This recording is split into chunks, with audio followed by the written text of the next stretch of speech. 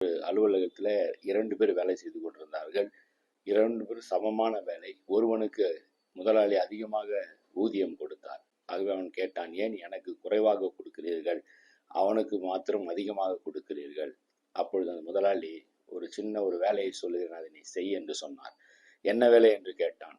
வெளியே நமக்கு நிறுவனத்துக்கு பொருட்கள் வந்திருக்கிறது, அது என்ன பொருள் என்று கேள். அவன் ஓடி போய் பார்த்தான். அது அந்த லாரி முழுவதும் வெங்காயம் வந்திருக்கிறது. திரும்பவும் முதலாளி சொன்னார், அது எங்கிருந்து வந்திருக்கிறது? திரும்பவும் போய் அவன் விசாரித்து, அது மதுரையிலிருந்து வந்திருக்கிறது என்று சொன்னான். திரும்பவும் முதலாளி கேட்டார், கிலோ என்ன விலைக்கு அதை அங்க வாங்கியிருக்கிறார்கள் என்று கேட்டான். திரும்பவும் ஓடினான். ஓடி வந்து கிலோ 20 ரூபாய்க்கு வாங்கியிருக்கிறார்கள். இப்படி ஒவ்வொன்றாக செய்தான். சரி, நீ பொறு என்று சொல்லி அடுத்தவனை, அதிகமாக சம்பளம் பெறுகிற அவனை கூப்பிட்டார். நீ போய் வெளியே ஏதோ ஒரு சரக்கு வந்திருக்கிறது, என்னவென்று விசாரி. அவன் போனான். மீண்டும் வந்தான்.